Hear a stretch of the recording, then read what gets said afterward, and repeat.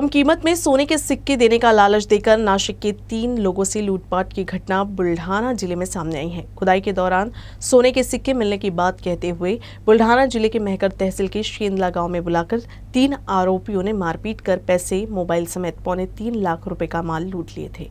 इस मामले में पुलिस ने 2 आरोपियों को गिरफ्तार किया है, जबकि एक फरार आरोपी की तलाश की जा रही। लूटपाट करने वाले आरोपी अलग अलग तरकीब लगाकर लोगों को बेवकूफ बनाकर ठगी करते हैं। कभी कभी तो ये आरोपी लूटपाट के लिए लोगों से मारपीट तक करते हैं। ऐसे ही एक मामला बुल्ढाना जिले में भी सामने आया है। वाशिम जिले के शेषराव घाटोलकर काम के सिलसिले में नासिक गया था। वहीं उसकी योगेश मोरे से मुलाकात हुई। शेषराव ने योगेश को अपने एक रिश्तेदार के यहाँ खुदाई के दौरान 2 किलो सोने के सिक्के मिलने की बात बताई और कहा कि कम कीमत में ये सिक्के वो उन्हें बेच देगा। योगेश ने अपने गांव के रमेश सांगले को ये बात बताते हुए कहा कि अगर आप उन्हें खरीदना चाहते हैं तो आपको उन्हें कम कीमत पर मिलेगा।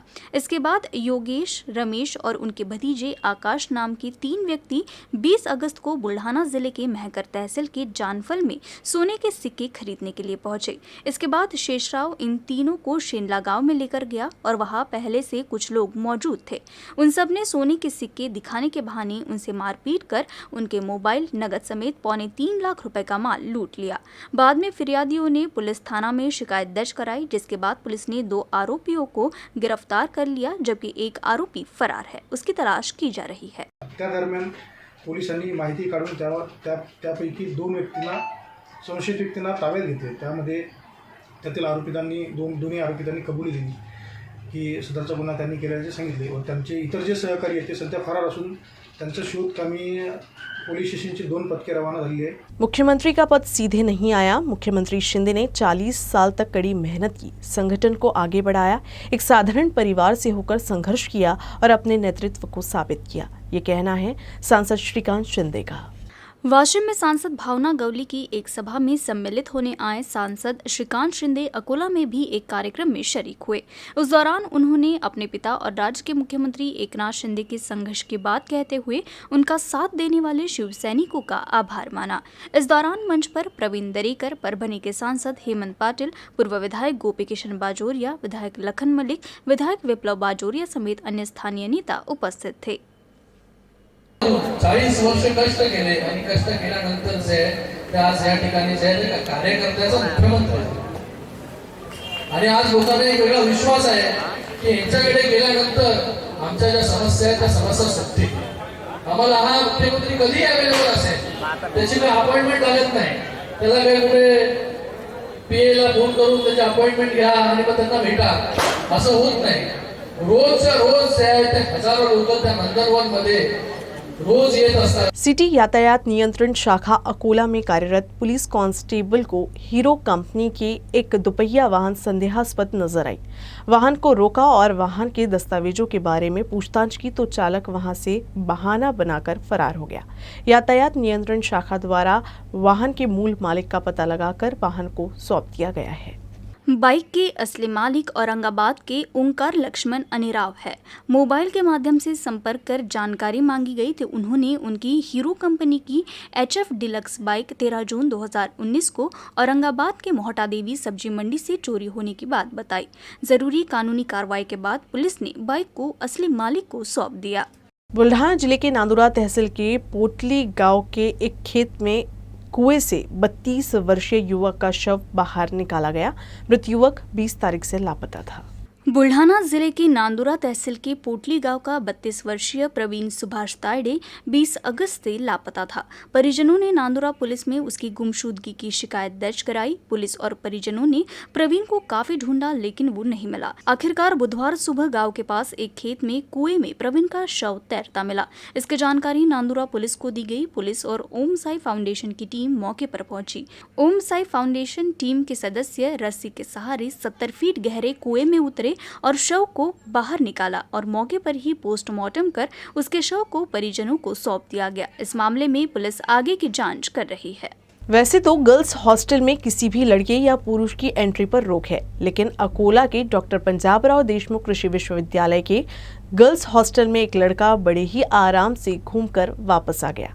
हॉस्टल में कुछ लड़कियों की मदद से ही वो हॉस्टल में गया था, लेकिन अब ये वीडियो वायरल होने के बाद हॉस्टल की सुरक्षा व्यवस्था पर सवाल उठ रहे हैं। किसी भी कॉलेज या विश्वविद्यालय में गर्ल्स हॉस्टल के बाहर सुरक्षा प्रदान की जाती है ताकि किसी तरह की अप्रिय घटना न हो। डॉक्टर पंजाबराव देशमुख कृषि विश्वविद्यालय के गर्ल्स हॉस्टल में भी लड़कियों के लिए सुरक्षा प्रदान किए जाने का दावा किया जाता है, लेकिन इस दावे में कृषि विश्वविद्यालय के छात्रों ने ही सेंध लगाई है।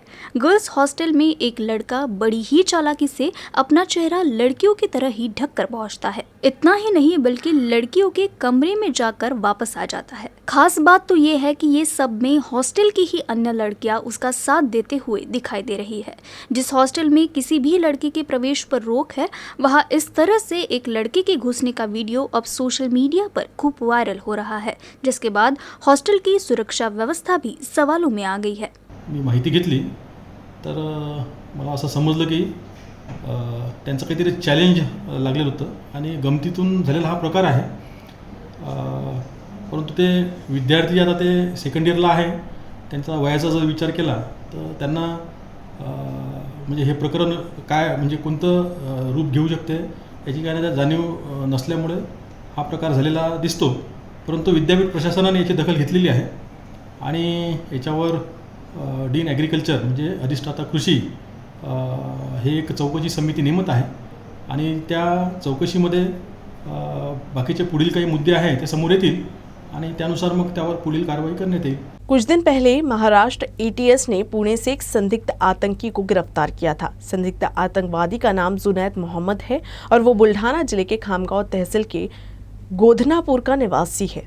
उसकी गिरफ्तारी से जिले में सनसनी फैल गई है। जांच में चौंकाने वाली जानकारी सामने आई है कि वो और उसके साथी दिल्ली और उत्तर प्रदेश पर हमले की तैयारी कर रहे थे और इसके लिए उन लोगों ने प्लानिंग भी की थी। महाराष्ट्र ATS ने 24 मई को पुणे के दापुड़ी इलाके से जुनैद मोहम्मद को गिरफ्तार किया था।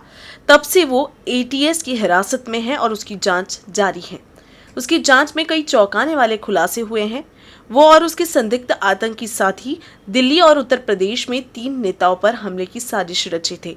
जांच में ये भी पता चला है कि इस हमले के लिए उन्हें जो पैसा और अन्य सामग्री मिली थी वो पाकिस्तान के आकाओं द्वारा मुहैया कराई गई थी। कश्मीर में आतंकी संगठन जुनैद को इस हमलों और आतंकी गतिविधियों के लिए पैसे मुहैया करा रहे थे। जांच में ये भी पता चला है कि जुनैद विभिन्न फर्जी सोशल मीडिया प्रोफाइल बनाकर अपने आतंकी सहयोगियों के संपर्क में था।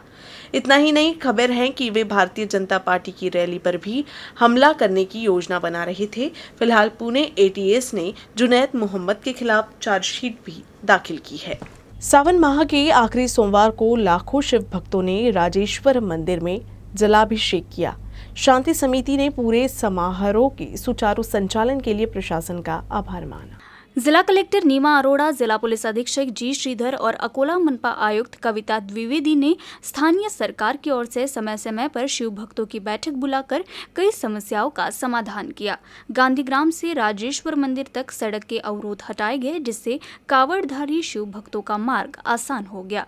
पुलिस महकमे ने भी पुख्ता इंतजाम किए, इसलिए पूरे महाराष्ट्र में प्रसिद्ध पालकी और कावड़ यात्रा निर्विघ्न संपन्न हुई। श्री राजेश्वर पालकी और कावड़ शांति समिति ने सरकार को धन्यवाद दिया। इस अवसर पर शांति समिति के सदस्य गोपाल नागपुरे, राजू चौहान, रवि देशमाने, प्रेम सोनी, मयूर गुजर, सुनील वनारे, चिरंजीव धवले, कुणाल माधवे, मयूर क्षार, आतिश मालिये, अमित चाटी मुख्य रूप से मौजूद थे। शासनाकडून पूर्वतयारी म्हणून शिवभक्त आणि शासन प्रशासन यांच्यामध्ये कमीत कमी 4 ते 5 बैठकी झाल्या होत्या। त्या बैठकीमधून जे सार्थक झालं आणि प्रशासनाने आम्हाला जे सहकार्य केलं त्याचा धन्यवाद, त्याचे आभार म्हणून आज आम्ही माननीय जिल्हाधिकारी कार्यालय येथे जे आपल्या जिल्हाधिकारी मॅडम आहेत त्यांचे आभार मानण्यासाठी आलो होतो। तसेच या शहराचे जे आयुक्त मॅडम आहेत त्यांचेसुद्धा आम्ही आभार मानण्यासाठी आणलो होतो। त्या जिल्ह्याचे पोलीस अधीक्षक साहेब यांचेसुद्धा आभार मानण्यासाठी आलो होतो की गुण्यागोविंदाने हा जो एवढा मोठा कार्यक्रम होता हा छान पद्धतीने पार पडला। कुठेही वादविवाद झाले नहीं, कुठेही अनुचित प्रकार घडला नहीं। अकोला जिले के स्कूल और कॉलेज में अनुसूचित जनजाति के छात्र जातिवाद का सामना कर रहे हैं। इस पर प्रबंध करने के लिए doctor Baba Saheb Ambedkar teachers association ने जिलाधिकारी को एक निवेदन देते हुए स्कूल कॉलेज में अनुसूचित जनजाति समिति क्रियान्वित करने की मांग की गई। एक तरफ जहां देश की आज़ादी का अमृत महोत्सव मनाया जा रहा है, वहीं आज भी ये देखा जाता है कि अनुसूचित जाति, जनजाति और पिछड़ा वर्ग के कर्मचारियों और छात्रों के साथ जाति मानसिकता के कारण अन्याय हो रहा है। हाल ही में शिक्षक के मटके के पानी को छूने पर एक छात्र को स्कूल में जमकर पीटा गया। उपचार के दौरान उस छात्र की मौत हो गई। ये घटना सांप्रदायिक भावना से हुई है। ऐसी घटनाओं को रोकने के लिए स्कूलों में समितियों को क्रियान्वित किया जाना चाहिए। अनुसूचित जाति, जनजाति के शिक्षण एवं गैर शिक्षक कर्मचारियों को पदोन्नति, सुनिश्चित प्रगति योजना, सेवानिवृत्ति प्रस्ताव हेतु प्राचार्य प्रबंधन बोर्ड, प्रबंधन अधिकारी, वेतन आयोग द्वारा प्रताड़ित किया जाता है।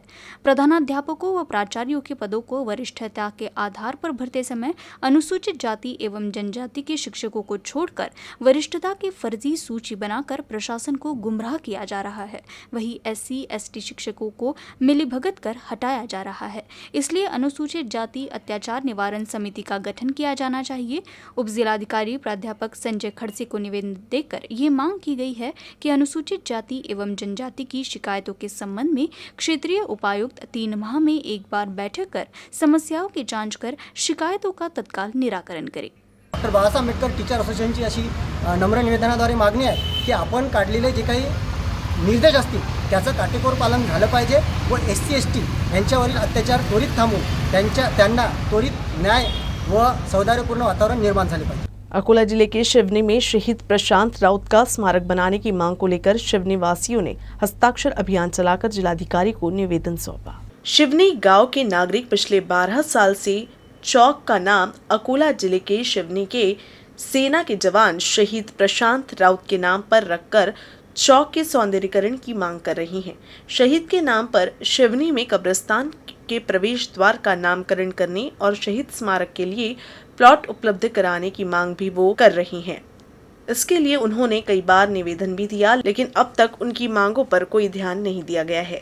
नागरिकों ने मांग की है कि हमारी मांग को स्वीकार करें और स्वतंत्रता के अमृत महोत्सव वर्ष के अवसर पर शहीद प्रशांत राउत को सम्मानित करे। MIDC फेज 3 के ग्रामीणों की मांग है कि सरकार स्मारक के लिए खाली प्लॉट उपलब्ध कराए या शिवनी गाँव में सरकारी प्लॉट उपलब्ध कराए। इस मांग को लेकर नागरिकों ने फिर से हस्ताक्षर अभियान चलाकर जिलाधिकारी को निवेदन दिया। प्रशांत राऊत चौकाचं सौंदर्यीकरण करण्यात यावं आणि दुसरी मागणी शिवनी येथील स्मशानभूमीच्या प्रवेशद्वाराला शहीद प्रशांत राऊत यांचं नाव देण्यात यावं आणि प्रामुख्यानं तिसरी मागणी आमची हे आहे की चौकालगत एक 500 फूट अंतरावर औद्योगिक वसाहतीतील एक खुला भूखंड त्या ठिकाणी उपलब्ध आहे। तो भूखंड स्मारकासाठी उपलब्ध करून द्यावा ही माननीय जिल्हाधिकारी साहेबांना या ठिकाणी नागरिकांच्या वतीने विनंती करण्यात आली। न्यूज रूम से बस इतना ही। खबरों का सिलसिला यूं ही चलता रहेगा। अब देखते रहिएगा UCN न्यूज अकोला।